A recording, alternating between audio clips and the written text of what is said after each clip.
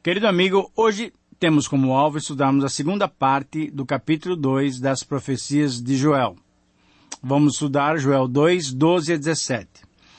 Nesse texto, como mencionamos no início, vamos perceber o convite de Deus ao arrependimento. Conforme nos esclarecem os pesquisadores das práticas religiosas dos tempos antigos, rasgar as vestes era um costume bem antigo. Desde os tempos dos patriarcas, rasgar as vestes em sinal de humilhação, de arrependimento e contrição diante do Senhor era uma prática até que habitual.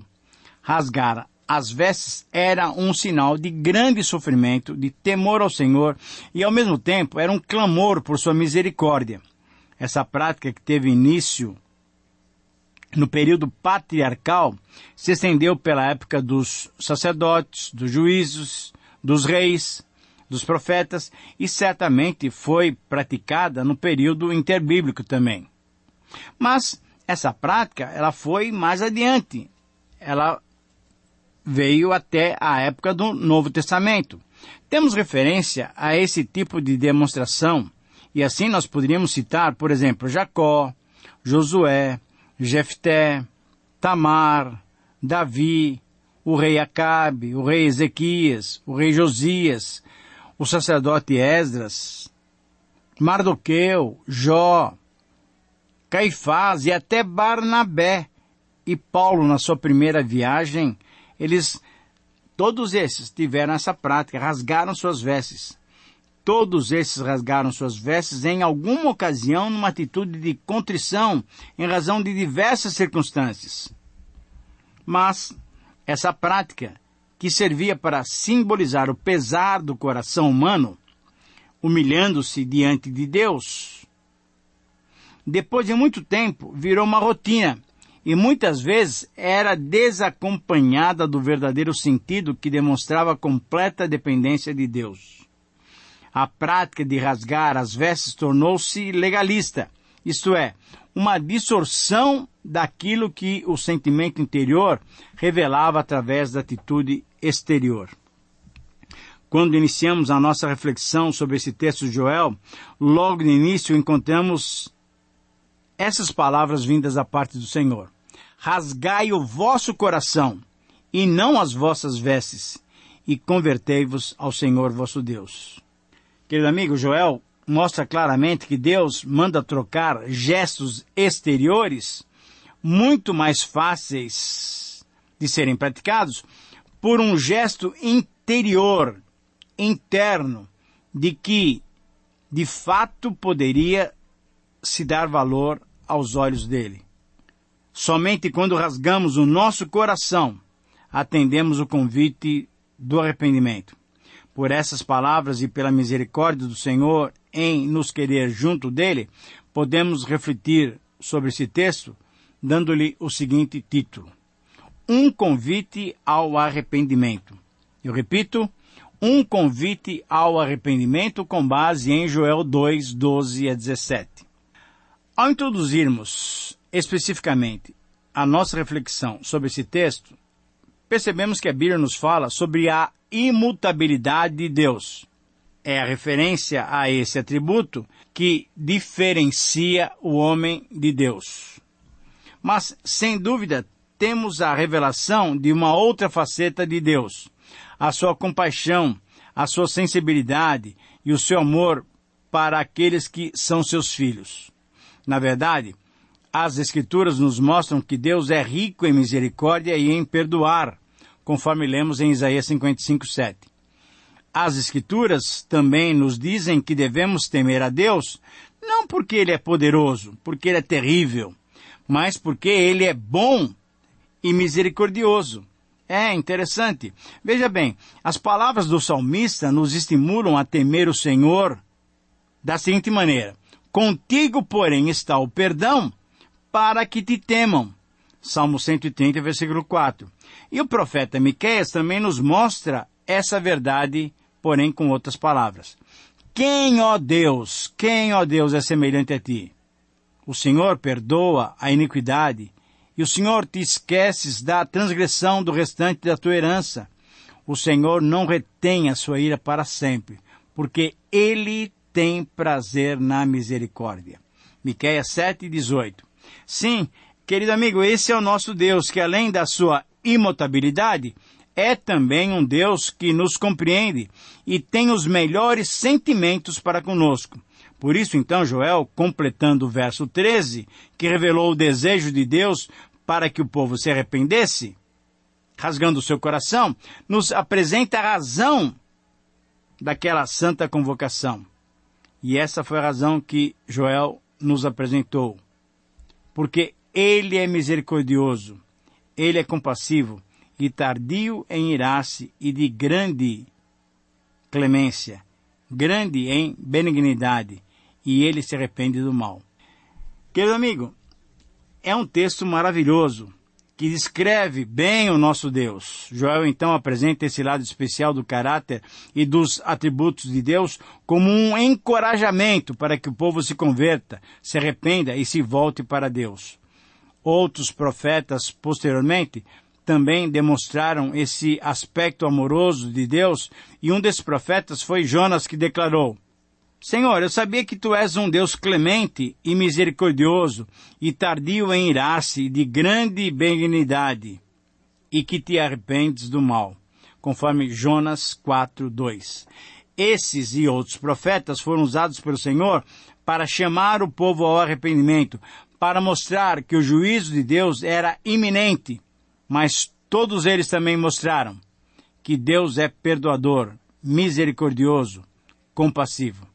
É muito provável que esses profetas, além das suas experiências pessoais com o próprio Senhor, também eles aprenderam, através do estudo das Escrituras, sobre a bondade de Deus, como, por exemplo, nós vemos nos Salmos.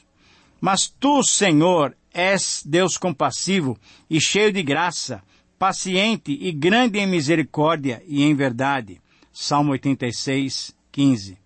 E, além disso, o Senhor é misericordioso e compassivo, longânimo e assaz benigno, conforme Salmo 103:8. E ainda, benigno e misericordioso é o Senhor, tardio em irar-se, de grande clemência. O Senhor é bom para todos, e as suas ternas misericórdias permeiam todas as suas obras, conforme Salmo 145, versículos 8 e 9. Querido amigo, foi baseado nesse amor imensurável, isso é, foi baseado nesse amor que não se pode medir, que Joel convocou toda a nação ao arrependimento. E diante dessa maravilhosa verdade, o princípio e o desafio que o texto nos apresenta pode ser observado nessa sentença. Para desfrutarmos a misericórdia do Senhor, é necessário verdadeiro arrependimento. Eu repito, em resumo, esse texto nos diz que, para desfrutarmos a misericórdia do Senhor, é necessário verdadeiro arrependimento. E esse texto nos apresenta 3 razões pelas quais devemos aceitar esse precioso convite para o arrependimento. A primeira razão para aceitarmos o convite ao arrependimento é porque Deus é perdoador. Veja os versículos 12 a 14. Assim, ainda diz agora mesmo o Senhor: Convertei-vos a mim de todo o vosso coração, e isso com jejuns, com choro e com pranto. Rasgai o vosso coração e não as vossas vestes, e convertei-vos ao Senhor vosso Deus, porque Ele é misericordioso e compassivo, e tardio em irar-se, e grande em benignidade, e se arrepende do mal. Versículo 14. Quem sabe se não se voltará, e se arrependerá, e deixará após si uma bênção, uma oferta de manjares e libação para o Senhor vosso Deus. Querido amigo, por meio do seu profeta, Deus transmite um chamado direto para que a nação se arrependa. Esta é a condição básica, o principal, para que Deus socorra, para que Deus a ajude. Todo o conteúdo anterior, do capítulo 1, versículo 1, até o capítulo 2, versículo 11, todo esse conteúdo mostrou claramente que foi Deus quem enviou o castigo, a punição, o juízo. Por isso, Ele é o único que pode aliviá-lo sobre nós. Joel, então, por sua vez, para oferecer ao povo e a todos os envolvidos e a todos os que experimentariam a devastação do Senhor, do dia do Senhor, ele apresenta uma fórmula divina que provavelmente ele mesmo tinha aprendido para que mudassem o coração de Deus. Para que assegurassem o perdão de Deus. Para que a ajuda divina e a restauração que só ele pode conceder fosse, na verdade, algo experimentado pelo povo. E qual é essa receita divina? Essa receita já estava registrada no segundo livro das Crônicas. Escrito provavelmente pelo escriba Esdras, que diz assim: de noite apareceu o Senhor a Salomão e lhe disse: ouvi a tua oração e escolhi para mim esse lugar para a casa de sacrifício.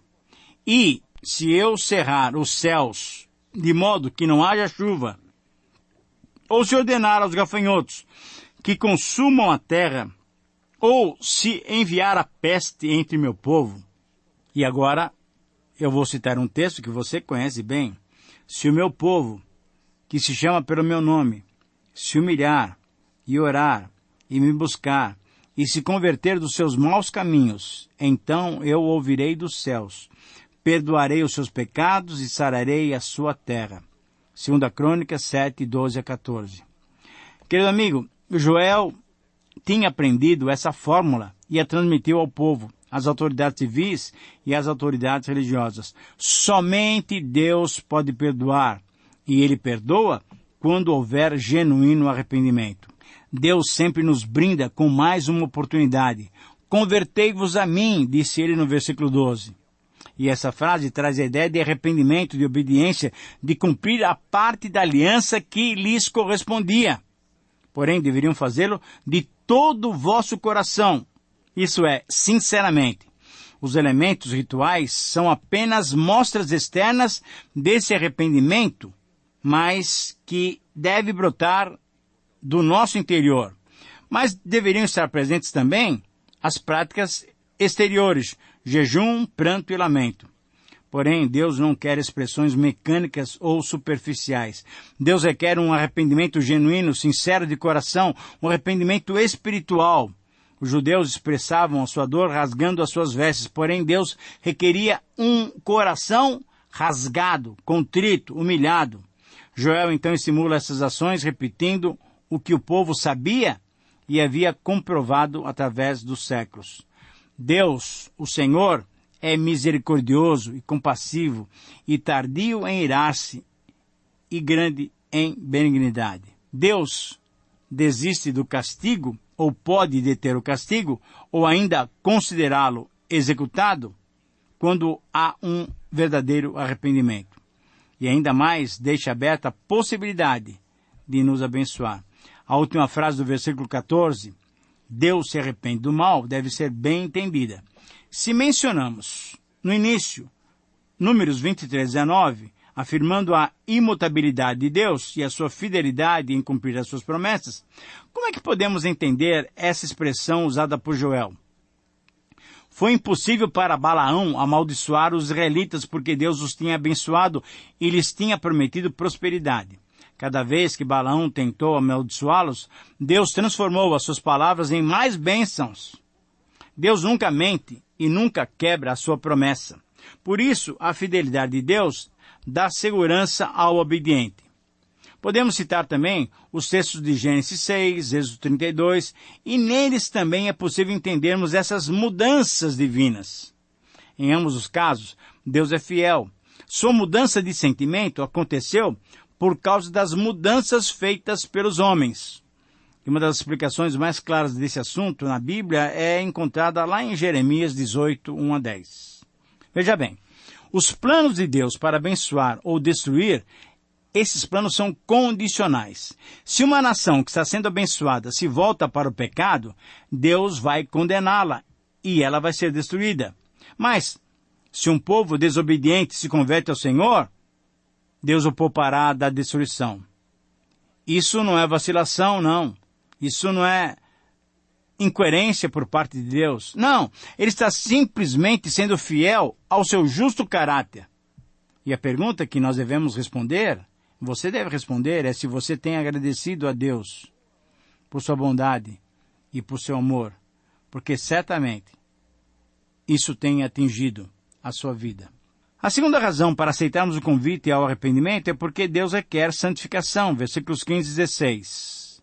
Tocai a trombeta em Sião, promulgai um santo jejum, proclamai uma assembléia solene, congregai o povo, santificai a congregação, ajuntai os anciãos, reuni os filhinhos e os que mamam, saia o noivo da sua recâmara e a noiva do seu aposento. Querido amigo, uma vez que a crise é nacional, o lamento também deve ser comunitário. É por isso que é necessário tocar a trombeta, apregoar o jejum e convocar a assembleia. A seriedade da situação exige tomar medidas drásticas e necessárias. Todos deveriam santificar-se, isso é, purificar-se cerimonialmente. Grandes e pequenos deveriam participar desses atos. As festividades, os festejos, deveriam ser cancelados naquele momento. Por quê? Porque era tempo de constrição. Era tempo de arrependimento diante do Senhor. Anunciada pelo toque da trombeta, a congregação deveria se reunir. Era uma convocação coletiva. Anciãos, crianças, bebês de peito, o noivo, a noiva, enfim, todos, sacerdotes, era necessário buscar a santificação, a purificação, e isso deveria ser feito com sinceridade de coração. Era uma reunião para a confissão de faltas. Era uma reunião para a confissão dos pecados. Ninguém poderia se apresentar escondendo pecados. Para nos relacionarmos com Deus, devemos estar puros e santificados. Você sabe por quê? Porque sem santidade, ninguém verá o Senhor. Lembre-se de Hebreus 12, 14. A terceira e última razão para aceitarmos o convite ao arrependimento é porque Deus ouve as nossas orações. Veja o versículo 17. Chorem os sacerdotes, ministros do Senhor, entre o pórtico e o altar, e orem. Poupa o teu povo, ó Senhor, e não entregues a tua herança ao opróbrio, para que as nações façam escárnio dele. Por quê? Porque hão de dizer entre os povos, onde está o teu Deus? Nesse verso há recomendações específicas aos sacerdotes. Eles deveriam atuar como líderes desse lamento público. Eles deveriam interceder pela nação e suplicar pela misericórdia divina. Mas eles deveriam também participar ativamente com choro e orações no lugar tradicional das suas orações. Deveriam expressar a verdade de que o povo era a herança do próprio Deus e por isso eles pediam as suas bondosas ações. Deveriam reivindicar as ações divinas como proteção para o próprio nome do Senhor, para que esse nome não fosse envergonhado diante dos povos ao perguntarem onde está o seu Deus. As nações inimigas poderiam ter dúvidas quanto à existência, a grandeza e o poder por causa da debilidade da nação. Portanto, a oração era em favor do povo, mas em favor do próprio nome do Senhor. Que o próprio Senhor nos ajude a honrá-lo. Ao concluirmos então a nossa reflexão para esse texto, somente a conversão se destaca. O arrependimento de todo o coração tem valor diante do Senhor. Somente o coração arrependido move o coração de Deus em nosso favor. O mais urgente chamado do profeta Joel é para o arrependimento genuíno. É um chamado à vida correta, agradável ao Senhor. Os tempos da tragédia podem converter-se em tempos de restauração se houver conversão verdadeira. Querido amigo, que Deus te abençoe a se colocar de todo o coração diante do Senhor, arrependido e convertido, para obter dele a sua bênção. Um grande abraço, que Deus te abençoe, até o próximo programa.